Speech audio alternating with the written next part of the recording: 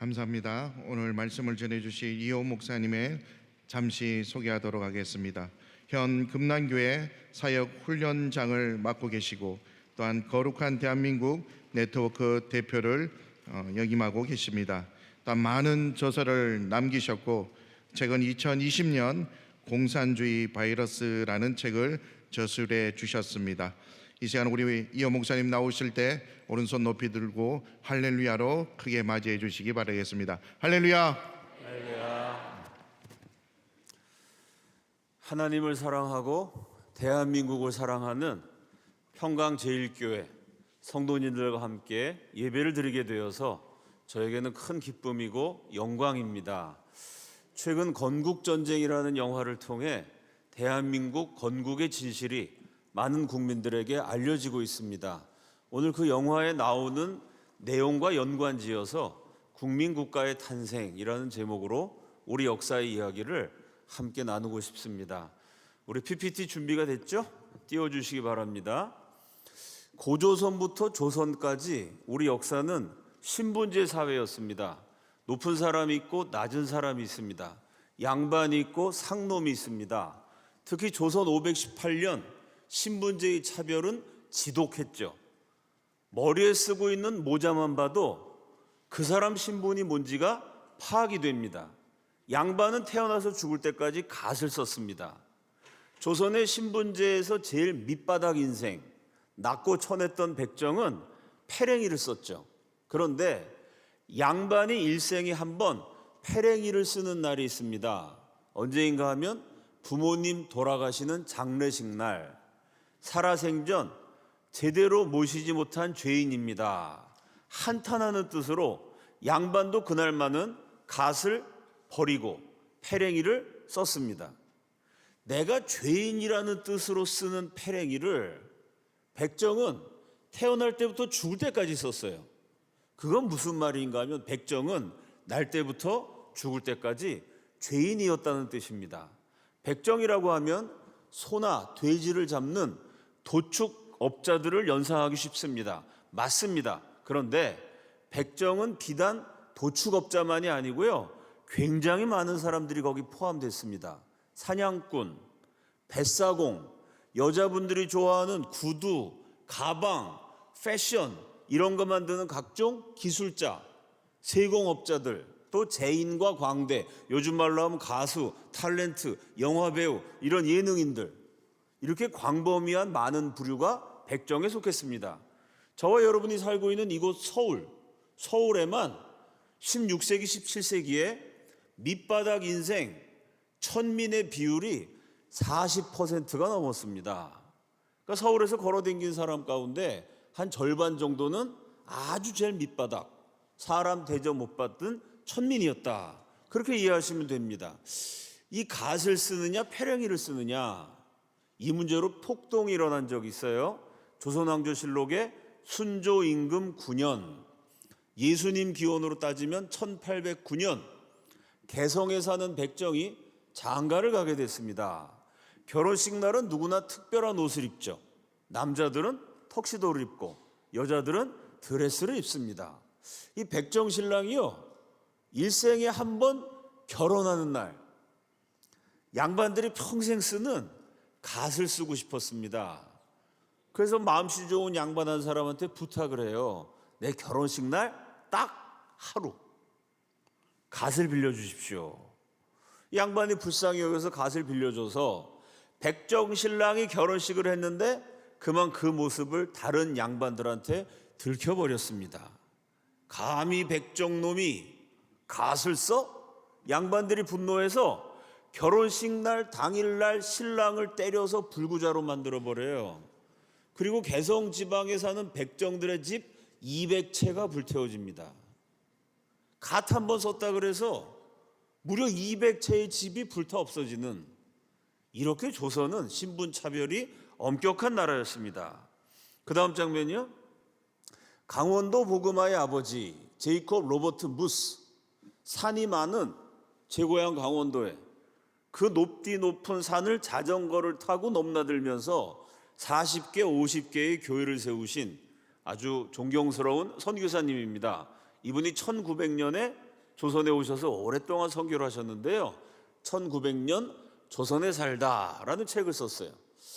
조선 사람들이 참 착하고 좋은 사람이다. 우리 민족을 높게 평가했는데 이해할 수 없는 게 한 가지 있다는 거예요. 딸내미를 낳으면 얼마나 예뻐요. 딸들이 애교 부리면 아빠들이 정신을 못 차려서 딸바보라는 말도 있지 않습니까? 그런데 조선 사람들이 그 예쁜 딸을 낳은 다음에 이름을 이상하게 짓는다는 거예요. 영어로 sorrowful, sorrow는 슬프다, sorrowful, 슬픔의 겨운, 뭐 직역하면 그런 뜻인데요. 영어로 sorrowful에 해당되는 이름이 그 당시 조선 여자아이들에게 제일 흔한 이름이라는 거예요. 뭐냐면 섭섭이입니다. 여기 인생의 연륜이 깊으신 분들은 고개가 끄덕여지시죠? 아주 옛날에 진짜 섭섭이란 이름이 있었어요. 왜? 아들 낳기를 바랬는데 아들이 안 나오고 딸이 나오니까 섭섭하다는 거예요.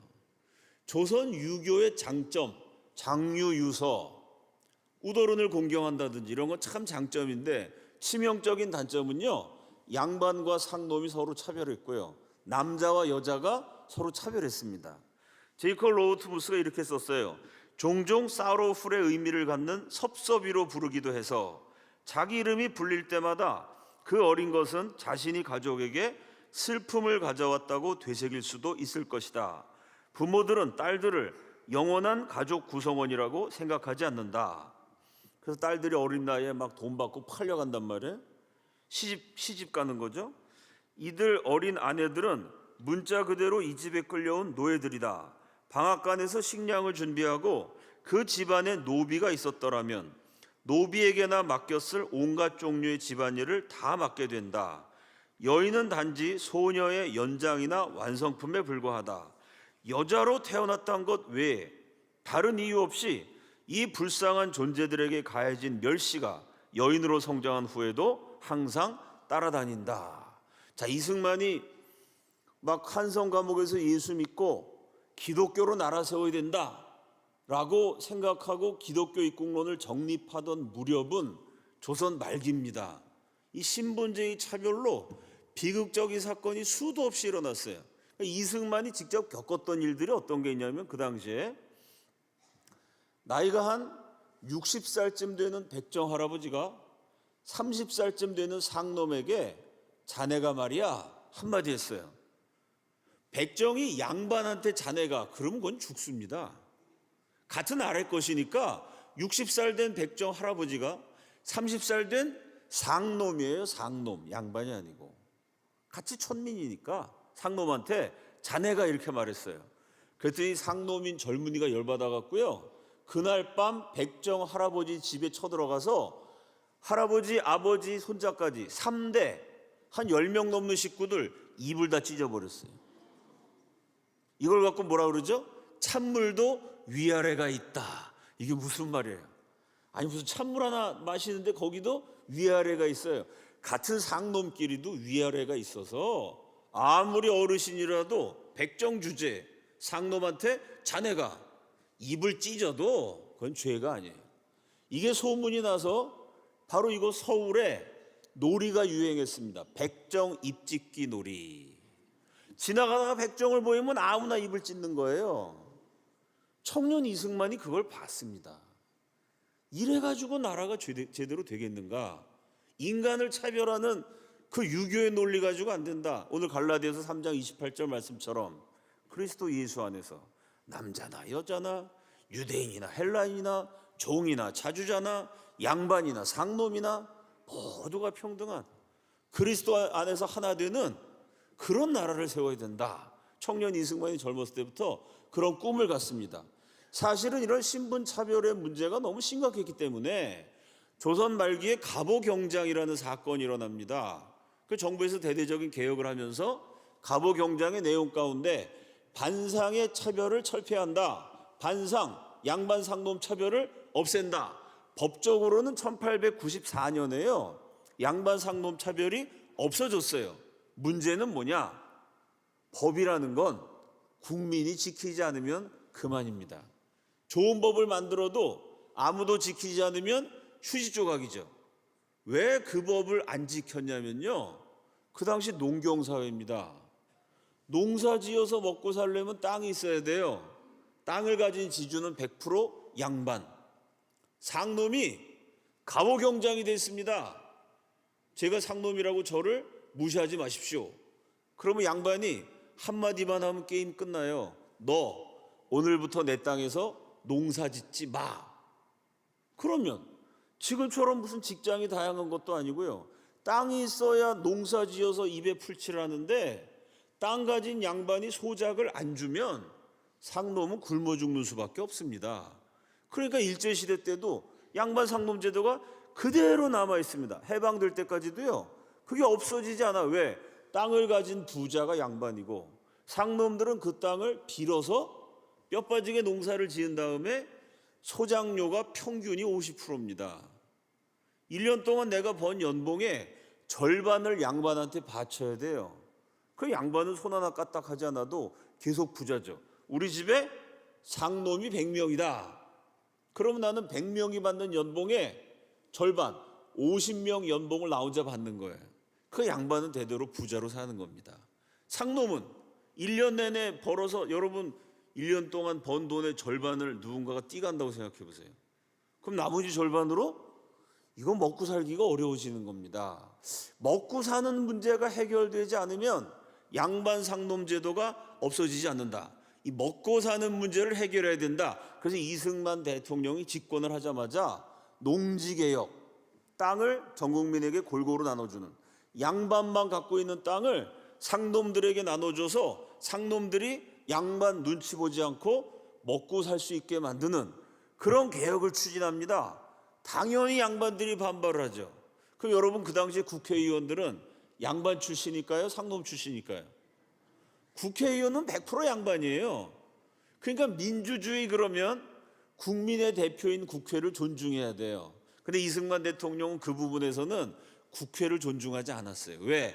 국회가 국민을 위한 법을 만들지 않고 땅 가진 본인들, 양반들을 위한 법을 만드니까 이승만 정부와 국회가 대립하게 됩니다. 이렇게 치열하게 막 양쪽에서 이승만 정부는 어떻게 하든지 토지개혁을 하자, 양반들은 어떻게 상놈들한테 조상대대로 물려받은 내 땅을 주냐? 안 된다. 치열하게 싸울 때 국민들이, 이승만 대통령이 국민을 동원합니다. 그래서 국회를 압박을 하죠. 이렇게 국회를 압박했으니까 독재자다. 옛날에 이렇게 욕을 많이 했는데 요즘은 아니다. 국회가 국민을 대표하지 않고 양반들만 대표하고 있을 때 국민을 동원해서 그 양반들만 갖고 있는 특권을 국민들에게 나눠주려고 그랬으면 그것이야말로 진정한 민주주의다. 지금은 평가가 비판하는 사람, 긍정적으로 평가하는 사람 엇갈리고 있습니다. 이때 이승만 대통령이 국민들을 동원하기 위해서 대국민 라디오 연설을 합니다. 테레비가 없었던 시절에 동네에 그냥 라디오가 한 대, 두 대 있어요. 내 먹고 사는 문제가 달렸거든요. 야, 상놈들이 머슴이 땅을 가질 수 있나? 양반들은 내 땅을 뺏기는 거 아니야? 전부 다 대통령의 연설에 귀를 기울여서 청취율 86%, 전 국민이 들은 신기록을 세운 유명한 연설이 있습니다. 그 다음 장면이요, 그게 1948년 12월 4일 KBS 라디오를 통해 방영된 토지개혁 문제라는 연설인데, 우리 국민의 80%가 귀를 기울이는데 대통령의 첫 마디, 내가 왜 토지개혁을 해야 되느냐? 첫 마디가 뭐냐면 하나님이에요. 원래 하나님이 세상을 창조하실 적에 창세기 1장 1절이에요. 세상은 하나님이 창조하신 거다. 그 당시 기독교인이 별로 없었는데 대통령이요, 그냥 하나님 창조하셨다 뭐 설명할 것도 없이 그냥 선포해버린 거예요. 하나님이 세상을 창조하셨는데, 당연히 사람도 창조하셨는데 어떻게 창조하셨느냐? 너는 양반이다, 너는 상놈이다. 하나님이 사람을 구별하지 않으셨다는 거예요. 너는 부자다, 너는 빈민이다. 하나님이 도장 찍으신 게 아니라는 거예요. 하나님은 모든 사람을 평등하게 창조하셨다. 대단하지 않습니까? 이 정권의 명운을 걸고 국회하고 목숨 걸고 싸우는 와중에 내가 왜 이 싸움을 싸워야 되느냐? 대한민국이 왜 토지개혁해야 되느냐? 첫째는 바로 이것이 하나님의 뜻이다. 참 대통령이 이렇게 하나님 얘기를 하면서 국가의 가장 중요한 정책을 설명한다는 거, 요즘 같으면 상상도 못할 기독교인 지도자의 용기입니다.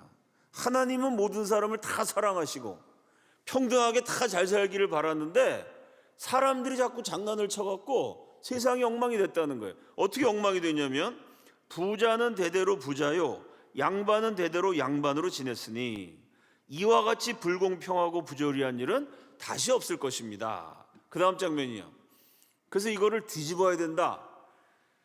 지금 우리가 주장하는 민주정체의 주의, 민주주의란 게 뭐냐? 반상, 양반과 상놈, 귀천, 귀족과 천민이라는 등분, 차별이 다 없고 모든 인민이, 이 인민이란 단어가요, 요즘 말로 하면 국민입니다. 인민이란 단어가 조선의 경국대전에 나오는 만백성을 가리키는 말인데 이게 북조선으로 넘어가갖고 이 아바이 수령을 섬기는 사람들이 인민이란 말을 뺏어가는 바람에 지금은 좀 인민이란 단어가 퇴색됐습니다만 이때는 인민이 아주 좋은 뜻이었어요. 모든 사람, 모든 인민이 평등 자유로 천연한 복리를 다 같이 누리게 하는 것입니다. 민주주의라는 게요, 내가 그냥 투표만 하는 게 민주주의가 아니라는 거예요. 먹고 살 수 있어야 민주주의다. 이게 이승만과 박정희의 위대한 점입니다. 그냥 정치적으로 투표만 하기 위해서 포퓰리즘으로 국민들한테 막 아부해갖고 표를 받는, 그게 진정한 민주주의가 아니고 때로는 국민들하고 싸우기도 하고 때로는 국회 압박을 해서라도 우리 국민들이 골고루 먹고 살게 만들어야 된다. 밥 세끼 먹을 수 있는 나라를 만들어야 된다. 그 이승만 대통령, 박정희 대통령이 국회랑 싸웠다는 이유로 독재자라고 욕을 먹지만 지금도 많은 국민들에게 존경을 받는 이유는요, 아니 백성들 밥 세끼도 못 먹게 만들고 국민들이 전부 다 양반들한테 상놈이라고 무시당하고 차별당하게 하는데, 그러면서 국회를 만들어서 양반들이 자기네 편한 법만 만들고, 이건 민주주의가 아니라는 거예요. 먹고 살게 만들어야 민주주의다. 먹고 사는 문제, 경제 문제를 민주주의라는 정치 문제와 연결지어서 생각한 것, 그것이 이승만 대통령의 천재성입니다. 이 주장을 세우기 위해서 민주주의 하려면 뭐 해야 되느냐?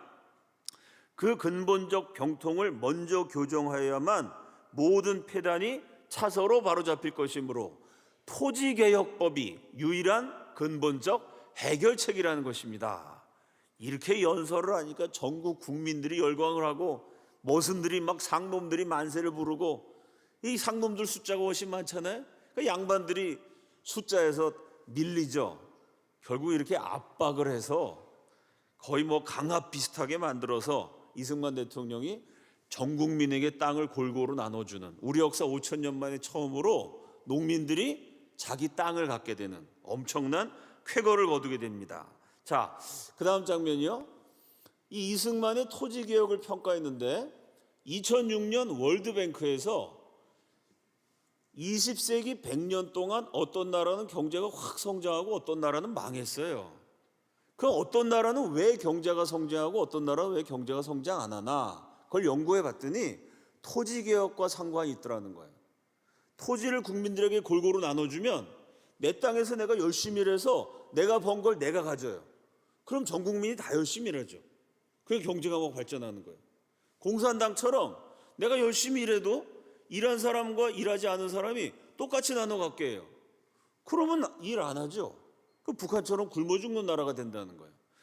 경제 성장과 토지 개혁이 상관관계가 있는데 20세기 100년 동안 경제 성장 1등 대한민국이고 토지 개혁 제일 잘한 나라 1등 대한민국이다. 이게 월드뱅크 세계은행의 평가입니다. 그 다음에 대천독 신부님의 말씀인데요. 한국이 공산화되지 않은 것이 성경적인 토지개혁 때문이다. 앞에도 말씀드렸지만 이승만 박사가 왜 토지개혁해야 되냐? 이게 하나님의 뜻이다. 성경 말씀을 정책으로 실현을 했어요. 이웃나라 중국이요, 역사학자들이 볼 때는 도저히 공산화가 될 수 없는 나라예요. 그러니까 아시아 역사의 2대 기적.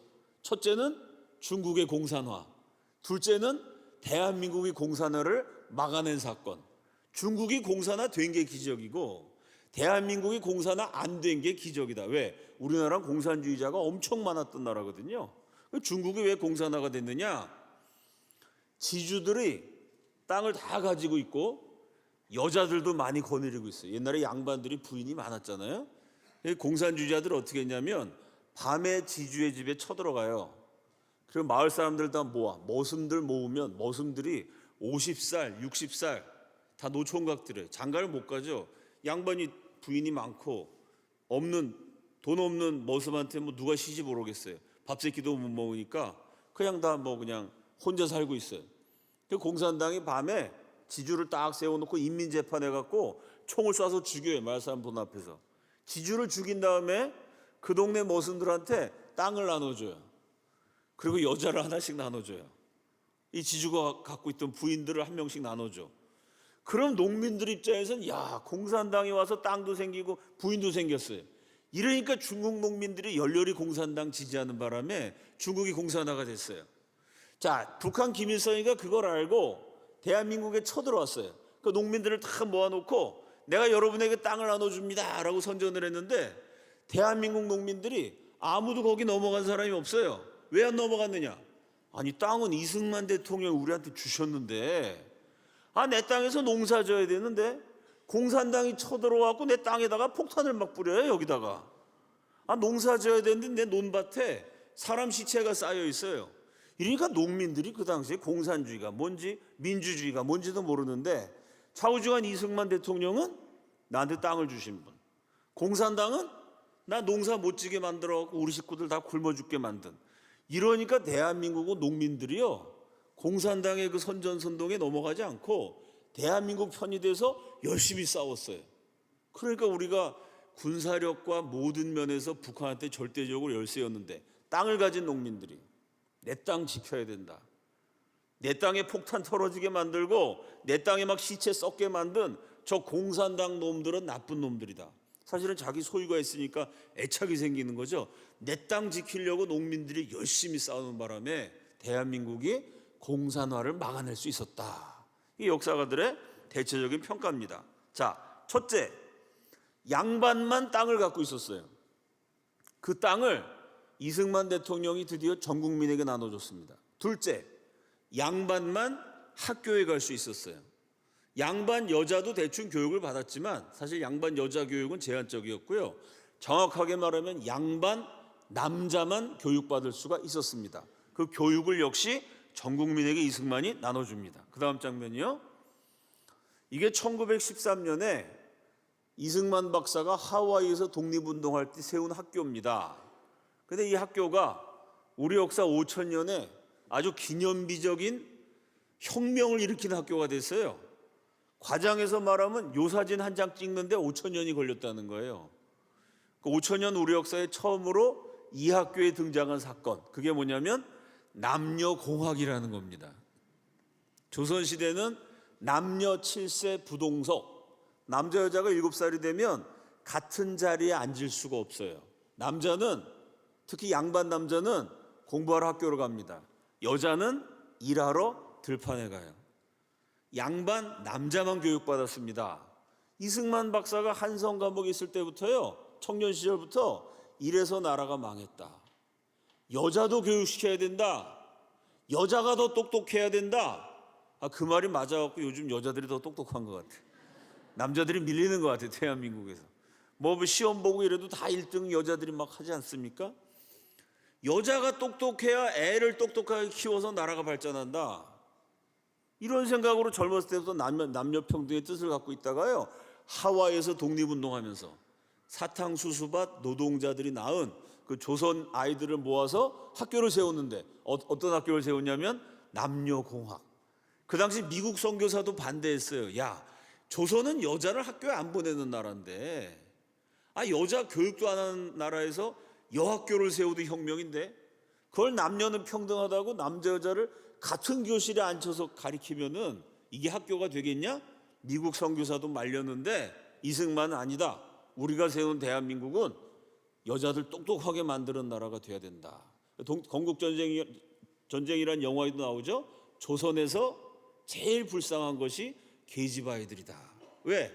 그 당시 그냥 다 아들 낳기를 바라다가 딸을 낳으면요, 이거 쓸데없다고 길거리에 버리기도 하고 그냥 술집에 팔기도 하고 그런 일이 비일비재했습니다. 그러니까 사람을 차별하는 조선 사람이 너무 불쌍한데 그중에 제일 불쌍한 건 여자아이들이다. 태어나자마자 쓸데없다고 버리고 촌덕꾸러기고 섭섭이라 그러고 그 아이들을 가리키는 것만도 대단한데 남녀는 평등하다.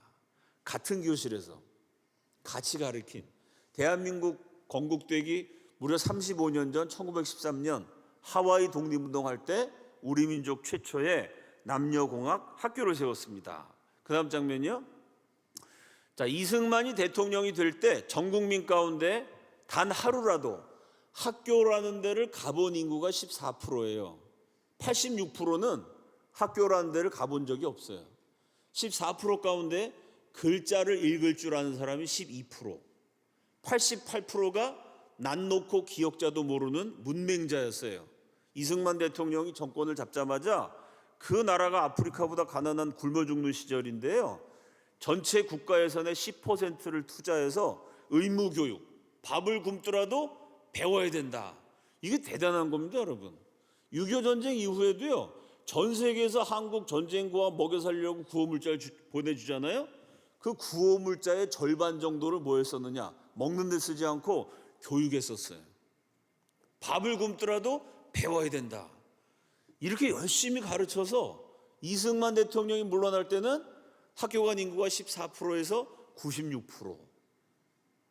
또 아이들은 전부 학교에 보냈고요. 어른들은 문맹 퇴치 훈련이란 걸 합니다. 주로 교회에서 했어요. 전국 교회에 공무원들을 파송해서 공무원들이 주말에는 쉬잖아요. 이승만 대통령 치하의 공무원들은 놀지도 못하고 그냥 마을회관, 교회, 사람들 모이는 곳마다 어른들 다 모아놓고 기역, 니은, 각이야, 거기야 열심히 가르쳤어요. 그러니 양반만 갖고 있던 게 교육하고 땅인데 이 땅과 교육을 전 국민에게 다 나눠줬습니다. 그건 무슨 얘기죠? 전 국민이 양반이 됐다는 얘기예요. 우리 역사상 처음으로 첫째, 일반 백성, 농민이 땅을 갖게 됐고, 둘째, 전 국민의 90%가 글자를 읽는, 우리 역사 5,000년이에요. 글자 읽은 사람이 제일 많았던 때가 일제시대예요. 그게 12%예요. 그 전까지는 5%도 안 됐어요. 5,000년 동안 95% 이상이 까막눈이었는데 대한민국은 우리나라에 지금 글자 못 읽는 분이 거의 없으시죠? 지금도 더러더러 있습니다만은 아마 뭐 한 2, 3% 될까요? 전 국민이 글자를 읽는. 그러니까 양반만 가진 게 땅과 교육인데 그걸 전 국민한테 나눠줬으니까 전 국민이 양반이 된 셈이죠. 그래서 양반이라는 단어 자체가 바뀌었어요. 구한 말에 쓰여진 소설에 보면 양반 그럼 이게 무서워요. 양반 그래놓고 이인식 선생이 쓴 혈의 누란 책에 뭐라고 돼 있냐면 때리면 맞았고 죽이면 죽였고 제 계집이 어여쁘다 하면 빼앗겼고 이게 양반이에요. 양반이 때리면 상놈 맞아야 돼요. 죽이면 죽어야 돼요. 야, 네 마누라 예쁘구나. 제 계집이 어여쁘다 하면 빼앗겼고 이게 양반이에요. 원래 양반 그럼 무서운 거였거든요. 지금은 양반이 뭐죠? 부부싸움 하다가 이 양반이 왜 이래? 이제 그냥 아무나 양반이에요. 옛날에 그 무서운 양반이 지금 보통 사람한테 이 양반이 저 양반이 그 뭐냐 전 국민이 다 양반이 되는 결국 유교의 차별을 기독교의 평등 이런 나라를 국민국가라 그래요. 신분제 국가가 양반 상놈 차별이 있는 국가고 국민국가는 모든 국민이 법 앞에 평등한 나라. 이게 기독교에서 나온 개념인데 기독교적인 토지개혁, 기독교적인 교육혁명을 통해 이승만이 국민국가를 만든 겁니다. 자, 이렇게 해서 전국민 교육을 시켰어요. 근데 국민들이 글자만 다 읽는다고 나라가 발전하나요? 국민들을 이끌어가는 지도자들이 있어야 되거든요. 엘리트는 교육을 더 많이 받아야 돼요. 이승만의 위대한 점은 첫째, 전 국민을 굶어 죽는 와중에 다 공부를 시켰어요. 둘째, 그 국민들을 이끌어가기 위해서 엘리트 교육은 또 따로 했어요. 그 다음 장면이요. 그게 뭐냐면 이승만 대통령 되기 전 50년 동안 우리나라에 외국 나가서 대학 학사, 중학교, 고등학교 말고요. 대학원, 박사과정 요렇게 외국 학위를 취득한 사람이 50년을 통틀어 500명이 안 돼요. 그러니까 1년에 10명도 안 되는 거예요. 이승만 대통령 11년 동안 세계 최강대국 미국에만 연수와 유학의 명목으로 무려 2만 명을 보냅니다. 이게 대단한 거예요. 그 2만 명이 그 당시 우리나라 돈이 없었잖아요. 한국에서 집을 팔아봤자 미국 가면요, 한 달 생활비가 아니고 일주일 생활비도 안 됐어요. 근데 어떻게 2만 명이 그 당시 미국 가고 공부를 했을까요? 그게 이승만의 외교력입니다. 주로 미국의 기독교 재벌들에게 호소해서 한국은 대단한 기독교 국가가 될 거다. 그러니까 장학금을 다오. 이승만 박사가 미국 전역에서 장학금을 모아갖고요, 2만 명이 넘는 한국 엘리트가 미국 가서 학비도 지원받고 생활비도 지원받고 세계 최첨단 기술과 문명을 직접 배우게 만들었습니다. 그래서 이승만 박사가 유학시킨 2만 명이 돌아와서 박정희 대통령 시대에 아주 대단한 경제 기적을 이룹니다. 이승만이 유학을 보내고 연수를 보내서 이승만 대통령 때문에 미국 갔다 온 대표적인 인물, 그 다음 장면이요, 그분이 박정희예요. 박정희 대통령이 미국 간 것도 이분이 원래는 남노당 활동을 하셨습니다. 원래는 이제 박정희는 친이승만이었고 박정희의 형이었던 박상희가 남노당 계열이었죠. 그래서 대구 폭동이 일어났을 때 박상희가 폭동에 앞장섰다가 이승만 정권의 군인과 경찰에 의해서 죽어요. 그러니까 박정희 대통령이 어렸을 때부터 그 형이 아버지처럼 동생을 키웠기 때문에 자기가 정말 존경하고 사랑했던 형이 이승만 정권에 대항해서 싸우다가 죽으니까 그때 이제 울분을 느끼던 차에 남노당이 포섭을 해서 남노당 활동을 했어요. 그러다가 공산당 들어가 봤더니 이놈들은 이건 상종할 게 아니야. 그래서 공산당 조직에서 발을 빼야 되겠다고 생각할 때 공산당 활동한 게 걸렸습니다. 그 젊은 박정희가 사형 선고를 받았죠. 그래서 원래는 죽게 돼 있었는데 이승만 대통령이 특사로 풀어줬어요. 뛰어난 인재고 젊어서 잘못 생각해서 한때 공산주의에 몸담았다는 것으로 앞으로 국가의 큰 인재가 될 사람을 죽이면 안 된다. 이승만 대통령의 특별 명령에 의해서 사형수 박정희가 살아나죠. 그 6.25 전쟁 때 잘 싸워서 별을 달게 돼요. 박정희가 별을 딱 다니까 준장이 되니까 미국 가서 앞선 최강 군대 그 미국을 배우고 와라. 박정희를 미국에 연수까지 보내죠. 박정희가 미국 가서 다 보고, 박정희 대통령은 워낙 일본 육사 나온 사람이니까 일본이란 나라가 얼마나 발전했는지 그걸 잘 알았어요. 거기다 또 이승만 대통령 때 미국 가갖고 미국이 얼마나 발전한지 그걸 또 잘 알았어요. 그래서 경제를 일본과 미국의 장점을 합쳐서 한강의 기적으로 우리 경제를 엄청나게 발전시켰습니다. 그러니까 박정희라는 사람 자체도 원래 사형당하게 돼 있었는데 이승만 대통령이 살려주고 미국 유학까지 보내줬어요. 또 박정희 대통령과 더불어 한국 경제를 이끌어갔던 엘리트들, 그 사람들은 거의 대부분 이승만 대통령이 미국 보내서 공부시켰던 사람입니다. 그래서 옛날에는요, 한강의 기적, 대한민국 경제를 발전시킨 주역이 누구냐? 옛날엔 다 박정희라 그랬는데 지금은 이승만과 박정희의 공동작품이다. 건국정신이라는 영화에 이렇게 나왔어요. 누군가는 이승만이 깔아놓은 레일 위를 박정희라는 열차가 달려갔다라고 말했다. 그 누군가가 바로 저예요. 아이고, 제가 얘기한 걸 가지고 뭐 저한테 박수까지 치세요. 또 몸둘 바를 모르겠는데. 한강의 기적 그러면은 고속도로 깔고 공장을 만들고 수출을 했어요. 그건 박정희 대통령이 하신 일이죠. 고속도로를 깔은 사람, 공장을 세운 사람, 수출을 한 사람, 이 사람은 이승만이 교육을 시켰어요. 그러니까 이승만 대통령이 사람을 길러냈고 박정희 대통령은 그 사람들을 잘 지휘해서 한국 경제가 무려 건국하고 70년 만에 3만 1000배가 성장하는 인류 역사상 유례가 없는 폭발적인 경제 성장이라는 한강의 기적을 이루어냈습니다. 자, 인도에는요 아직도 카스트 제도라는 게 있어서 카스트 제도의 맨 밑바닥에 있는 사람이 불가촉 천민, 불가 안 된다는 얘기예요. 촉, 감촉, 만진다는 뜻이죠.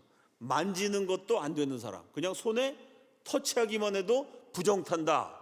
불가촉 천민이 지금도 1억 7천만 명이에요. 그 다음 장면이요.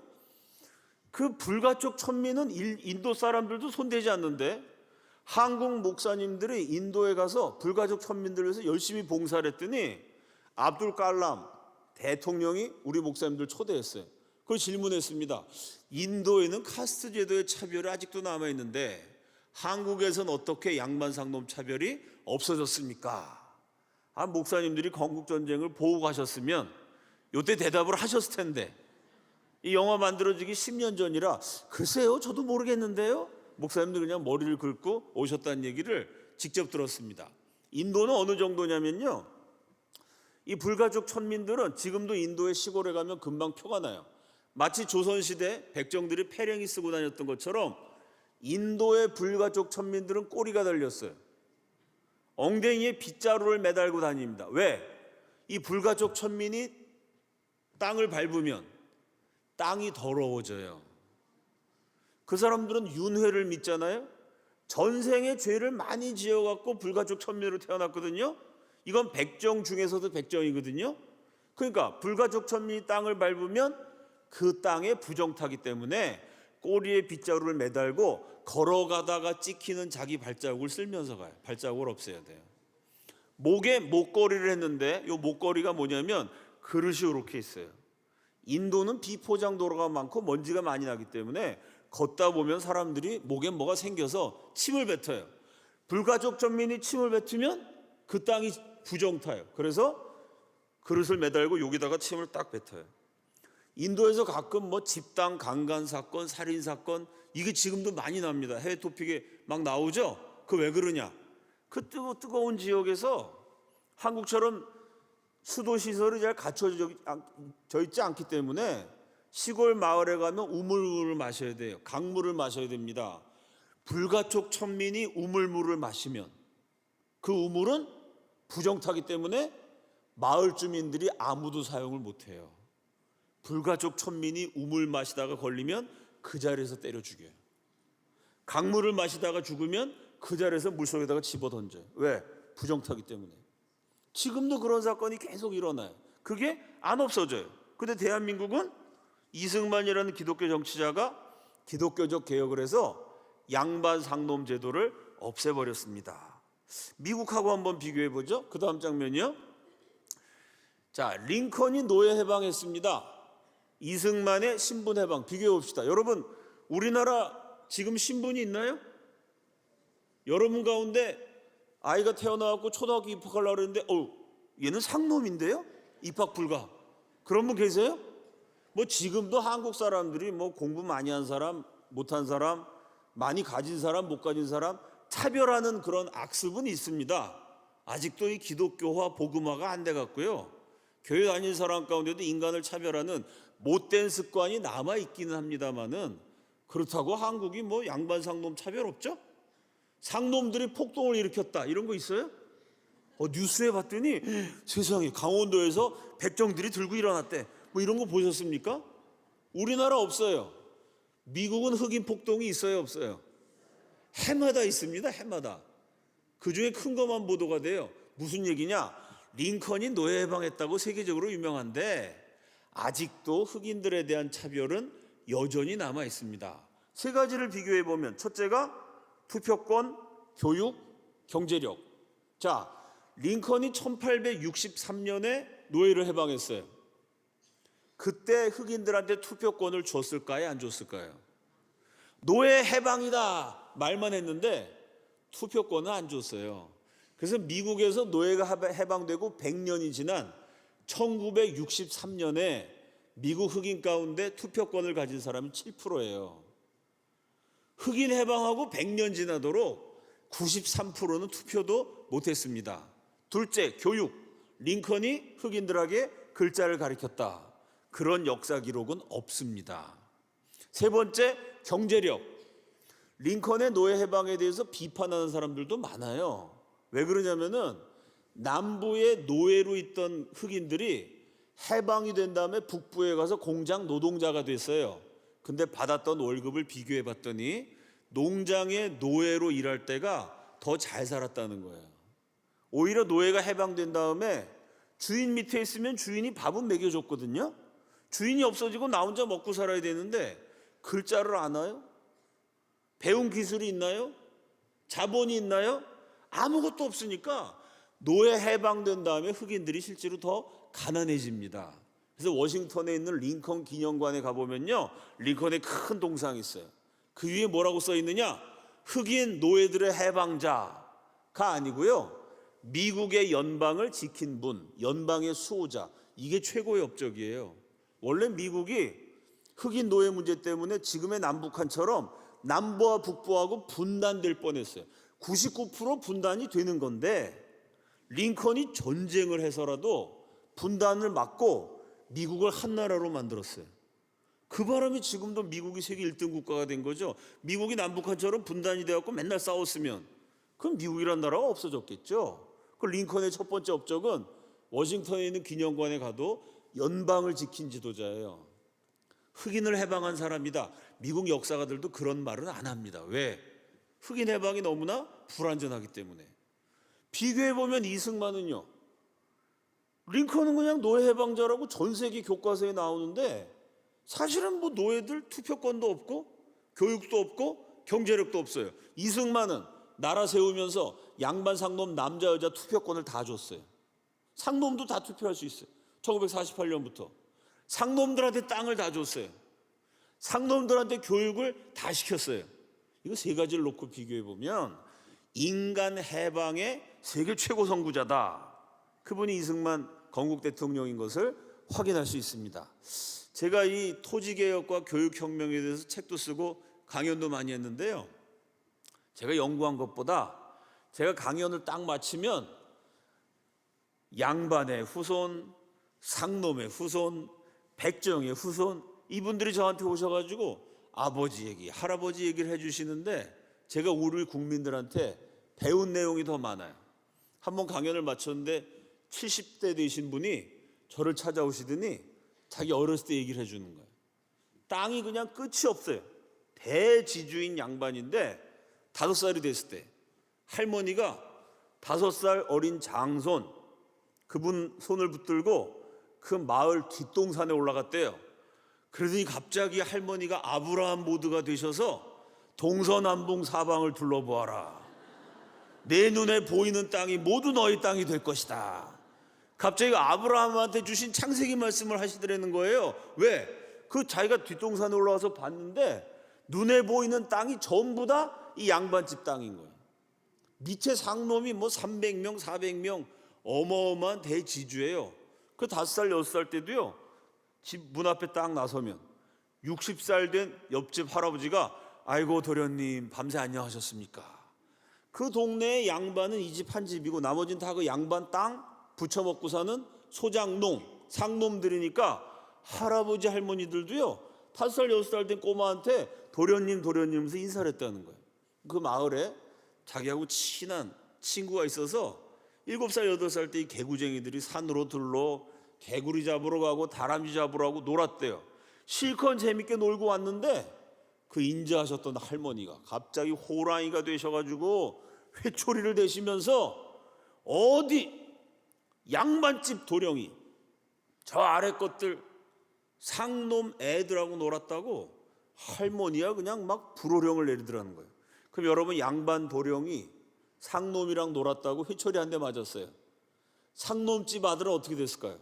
그 다음날 딱 나가다가 친구를 어제까지 같이 뛰놀던 친구인데 눈탱이가 밤탱이가 돼가지고 아버지한테 감히 이 철없는 놈이 양반 도련님한테 반말 쓰고 놀았다고 그냥 죽도록 두들겨 맞은 거죠. 눈탱이 밤탱이가 되고 얼굴을 시퍼렇게 멍들어가지고 어제까지 같이 뛰놀던 7살 8살 친구가 딱 눈이 마주치자마자 갑자기 아이고 도련님 나오셨습니까? 인사를 하는데 어린 마음에 슬펐대요. 야, 이 동네 나랑 제일 마음이 맞는 친구였는데, 아니 친구끼리 재밌게 놀아도 되는 거지 왜 어른들은 누군 양반이라고 상놈이라고 내 친구와도 못 놀게 하나. 그다음부터 그 친구가 양반 도령만 나오면은 도망치는 거예요. 왜? 같이 놀다 걸렸다가 맞아 죽거든요. 감히 아래 것이 양반하고 논다고. 그러니까 친구랑 오히려 더 멀어진 거죠. 그러다가 11살이 됐는데요. 아침에 따로때처럼 대문을 딱 나섰는데, 자기가 대문 딱 나서면 마당을 쓸고 있던 할아버지가 아이고 도련님 오셨습니까? 인사를 하는데, 자기가 대문을 나섰는데 마당을 안 쓰는 거예요. 할아버지가 뒷짐을 딱 짚고 있는 거예요. 그러더니 갑자기 딱 아래로 훑어보더래. 감히 양반 도령을. 그래서 침을 탁 뺐더니 잘 잤냐? 이러더라는 거예요. 너무 슈크를 받아갖고 아니 세상이 뒤집어졌구나 이러고 집에 가갖고 할머니한테 할머니 이게 어떻게 된 겁니까? 뭐라 어디 할머니가 그때 했던 얘기. 역적 이승만 놈 때문에 우리 집안이 망하게 됐다. 그래서 할머니가 통곡을 하시더라. 어렸을 때부터 이승만은 나쁜 놈이다. 이승만 때문에 우리 집안이 망했다. 자기가 그렇게 생각하고 살았는데 60이 넘고 70이 돼서 생각해 봤더니 우리 집안만 양반이라고 동네 사람 다 머슴으로 부리고 이래갖고 나라 꼴이 어떻게 되겠습니까? 제 강연을 듣고 저를 찾아와서 이승만이 토지개혁하는 바람에 우리 집안은 그 양반 상놈 똑같이 다 일하게 만들었으니 얼마나 충격을 많이 받았겠어요. 양반들 입장에서는. 우리 집안은 그것 때문에 너무 어려워졌지만 그렇게 해서 대한민국 발전했으니 이승만은 위대한 지도자입니다. 이승만 대통령이 왜 이렇게 욕을 많이 먹냐면요. 첫째, 남한은 누가 봐도 공사되는 나라였거든요. 그걸 이승만이 뒤집었으니까 그래서 우리 국민들은 다 자유를 누리고 하나님 마음껏 믿고 살고 있습니다마는 남로당과 그 가족들 입장에서는요. 남로당원이 제일 많을 때 남한에만 100만이었습니다. 가족들 다 합치면 그 700만, 800만 되는 거예요. 그 사람들은 이승만 없었으면 국회의원도 하고 장관도 하고 공산당원이 돼서 떵떵거리고 잘 살았을 텐데 이승만 때문에 빨갱이 가족이 돼갖고 차별을 당했으니 얼마나 그분들 가슴에 한이 있겠어요. 둘째, 대대로 양반으로 잘 살던 사람들은 이승만 때문에 땅 다 참 상놈들한테 나눠주게 됐으니 얼마나 가슴에 한이 맺히겠습니까? 물론 그렇게 해서 대한민국 발전했고 그게 성경적으로 옳은 거지만 역사라는 게 옳은 방향으로 나가는 과정에서도 많은 사람들에게 본의 아니게 상처를 주게 되죠. 만백성은 다 양반이 됐지만 그 와중에 공산주의 계열, 지주 계열 이분들은 또 이승만 때문에 아주 처참한 고통을 겪었던 것도 사실이죠. 그 이승만 대통령 때문에 부강한 나라에 살게 된 만백성은요 감사할 줄 몰라요. 내가 잘나서 잘 산다고 생각해. 그 이승만을 잊어버리고 이승만 때문에 몰락한 한을 품은 공산당의 후손들, 지주의 후손들 이런 분들은 그 아주 이승만을 저주하고 이승만을 왜곡하고 깎아내리고 그 바람에 혜택을 본 사람들은 감사를 안 하고 손해를 본 사람들은 그냥 죽어라고 한풀이를 하고 그 바람에 아주 이승만 대통령 그러면 온갖 거짓말로 악마화 됐던 것입니다. 제가 뉴욕에서 강연했을 때는요 지긋한 신사분이 오셔가지고 저한테 악수를 하면서 지금 역사적인 순간이니까 사진을 찍어야 된다는 거예요. 저는 왜 역사적인 순간인지 모르면서 그냥 역사적인 사진을 한 장 찍었어요. 진짜 그 사진이 뭐 신문에도 실리고 역사적인 사진이 됐습니다만 그 왜 역사적이냐 그랬더니 그분이 조선 왕실 종친회의 후손이에요. 원래 그 태조 이성계의 후손이 이시조선이라고 해서 518년 조선을 통치했잖아요. 왕국이었는데 대한민국이 됐어요. 민국이 됐는데 첫 번째 대통령이 누구냐? 양녕대군의 16대 후손 이승만. 그럼 왕실 종친회에서 만세를 불렀다는 거예요. 민국을 한다 그래봤자 이 조선이란 나라는 태조 이성계의 후손, 우리 왕실이 다스리는 나라야. 그리고 이승만이 왕족 출신이 대통령이 됐으니까 다 좋아한 거예요. 근데 이승만 대통령이 정권을 잡자마자 토지개혁을 해갖고요. 토지개혁을 할 때 왕실에도 예외를 주지 않았어요. 왕실 사람들도 일반 백성이랑 똑같이 땅을 나눠줬습니다. 그러니 왕족들은요 일제시대 때도 최고 대우를 받았습니다. 왜냐하면 고종황제 돌아가실 때 3.1운동 터졌어요. 순종 황제 돌아가실 때 60만세 운동이 일어났어요. 그러니까 조선의 임금님이 죽으면 백성들이 막 데모하니까 일본 사람들이 겁을 먹어갖고 왕실을 최고로 아주 우대해 줬습니다. 그래서 그 왕실들이 일제시대 때 부인이 9명, 부인이 7명, 손 하나 까딱 안 하고 아주 최고급 귀족으로 살았어요. 근데 그 왕족들도 똑같이 이승만 박사가 일반 백성이랑 똑같이 농사 짓고 살아. 똑같이 땅을 삼정보를 주니까 왕족이 어떻게 농사를 짓습니까? 그 먹을 게 없고 가난해지니까 부인들도 막 도망가고. 그래서 그 왕실의 후손 가운데 자살하신 분도 있고요, 정신병원 가서 생을 마치신 분도 있고요, 부인들 다 도망가갖고 우울증 생기신 분들도 있고, 그분들도 아주 비참해지셔갖고 이승만 그러면 그 역적놈이야. 역적 이승만. 그 왕실 종친의 부회장인 분이 그 종친회 모임에서 이번에 이혼 목사가 한국에 와서 이승만의 토지개혁 이거 강연을 하는데 우리가 참석하자 그랬더니 너 호적을 판다 이러더라는 거예요. 그래서 자기가 호적 팔 걸 각오하고 저를 만나러 와서 역사적 사진을 찍으면서 이승만 때문에 우리 왕실 어른들은 비참해졌지만 그렇게 해서 전국민 평등한 국민국가 민주주의 국가 만든 거, 그래서 대한민국이 오늘날 이렇게 발전하지 않았습니까? 한 번은 상놈 머슴의 후손이었던 분이 오셨어요.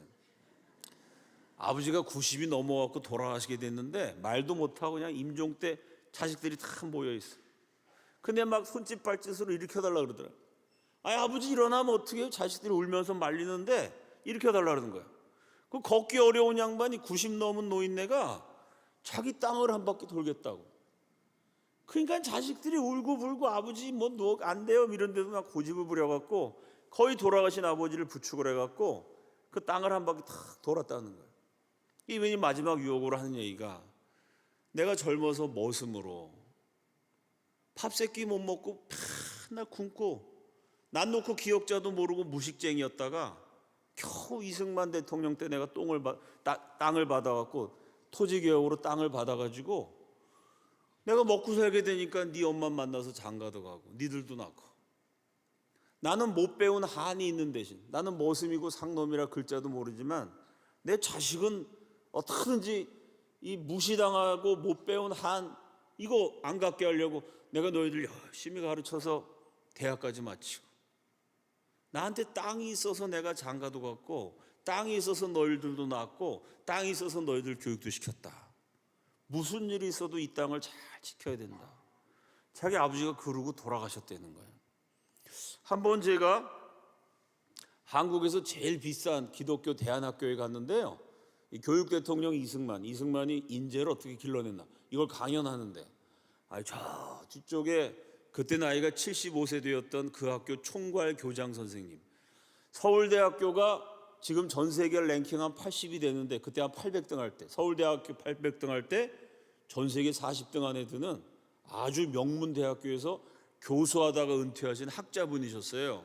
이분이 저 뒤에 계시는데 막 제가 강연을 하는데 얼굴이 빨개졌다가 파래졌다가 앉았다가 일어섰다가 나 귀신 들린 줄 알았어요. 얼마나 어르신이 정신산란하게 하는지 그 교장 선생님한테 야단칠 수도 없고 그래서 이쪽을 보면서 강연을 했어요. 하도 정신산란해갖고. 강연이 딱 끝나자마자 이런 비슷한 예배실에 저 위쪽이 높은 데서부터 75세 된 연세 드신 교장 선생님이 막 소리를 지르면서 뛰쳐나오는 거예요. 야, 진짜로 귀신 들렸나 보다. 내가 갈고 닦은 영빨을 여기서 한번 발휘해 보리라 결심을 하고 있는데 뛰어나오면서 뭐라 그러냐면, 목사님, 제가 마지막 유학생입니다. 이승만 대통령이 미국에 2만 명 유학 보냈다는 얘기를 했는데 본인이 마지막 유학생이라는 거예요. 이승만 대통령한테 장학금 딱 받고 배 타고 미국에 와서 뉴스를 봤더니 4.19가 일어나서 이승만 대통령이 쫓겨난 거예요. 이승만 대통령이 물러나기 전 일주일 전에 마지막까지 하셨던 일이 유학생들 미국 보내는 거예요. 그때 얘기를 해주는데 27살이었다는 거예요. 젊은 사람 6명을 딱 세워놓고 대통령 할아버지가 한 사람 한 사람 면접을 했대요. 장학증서 이렇게 요거 갖고 미국 가서 내면은 학비도 면제, 생활비도 나오고 이걸 다 되는 거예요. 첫 번째 학생 앞에 딱 쓰더니 대통령이 이렇게 노려볼 듯이 85세 된 할아버지가 눈빛이 막 그냥 호랑이 눈빛이었다. 얼굴을 딱 보더니 제일 처음 질문, 너 예수 믿어? 이렇게 질문하더래요. 안 믿습니다. 이놈아, 예수를 믿어야 사람이 되는 거야. 소리를 한번 지르시더니, 넌 미국 가면 영어 배우고 시험 치느라고 바쁘고 힘들어도 중간고사, 기말고사 아무리 바빠도 주일 성수는 꼭 해야 돼. 할 거야 안 할 거야? 누가 거기서 안 할게요 이러겠습니까? 예, 하겠습니다. 그렇지. 그거 안수해줬대. 하나님, 이 학생이 미국 가서 공부 잘하고 대한민국 발전시키는 인재가 되게 하여 주옵소서. 그 자격증서를 주고, 그 다음 학생, 너 예수 믿냐? 이놈아, 예수 믿어야 사람이 되는 거야. 주일 성수 할 거야 안 할 거야? 증서 주고, 하나님 기도하고, 그 다음 사람, 이놈아, 이걸 6번 했다는 거야. 6명 서 있는데 6명이 전부 다 주일 성수 하겠다고 맹세했대요. 그리고 대통령 집무실에 나오면서 서로 물어봤대요. 근데 주일 성수가 뭐냐? 아무도 교회를 안 다니니까 주일 성수가 뭔지 몰라가지고 6명이 물어봤는데 아무도 몰라갖고 자기 교회 다니는 친구한테 물어봤더니 그 주일 성수가 주일마다 교회 가는 거라고.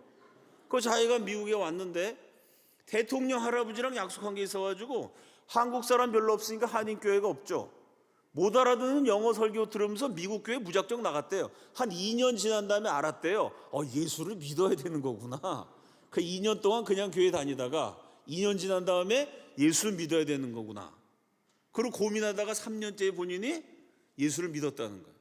저한테 하는 얘기가, 목사님, 제가 이승만 박사랑 약속한 다음에 중간고사, 기말고사 뭐 아무리 바쁜 일이 있어도 내가 50년 동안 한 번도 주의를 어긴 적이 없습니다.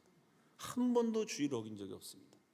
자, 그렇게 수많은 사람들을, 그분이 하신 얘기가, 그분이 저 충청북도의 산골 출신인데 우리 아버지가 산비탈에서 농사 짓던 아주 소장농이었는데 이승만 박사가 땅을 나눠주는 바람에 우리 아버지가 거기서 농사 지어갖고 나는 못 배웠어도 너희들은 배워라. 그 저를 대학까지 보냈고, 토지개혁 때문에 내가 대학을 나왔고, 이승만 박사가 유학 보내줘서 내가 그 어려운 60년대 미국 가고 공부해서 세계적인 대학에 교수도 되고 학자도 되고. 가만히 생각해 봤더니 내가 잘난 게 아니고 대통령이 기독교적인 정책을 펼치는 바람에 내 인생이 이렇게 바뀌었습니다. 아니었으면 그냥 산비탈에서 옥수수나 먹고 나무나 하고 사는 머슴집 아들이었을 텐데 토지개혁을 교육혁명을 해서 이렇게 국민을 일으켰으니 위대한 지도자입니다. 이 모든 이승만의 개혁은 한성 감옥에서 청년 이승만이요, 이 나라를 어떻게 뒤집어 엎을 것인가. 성경을 읽다가 갈라디아서 3장 28절 말씀, 이걸 읽고 무릎을 쳤습니다. 너희는 유대인이나 헬라인이나 종이나 자유인이나 남자나 여자나 다 그리스도 예수 안에서 하나이니라. 그리스도 예수 안에서, 감사합니다.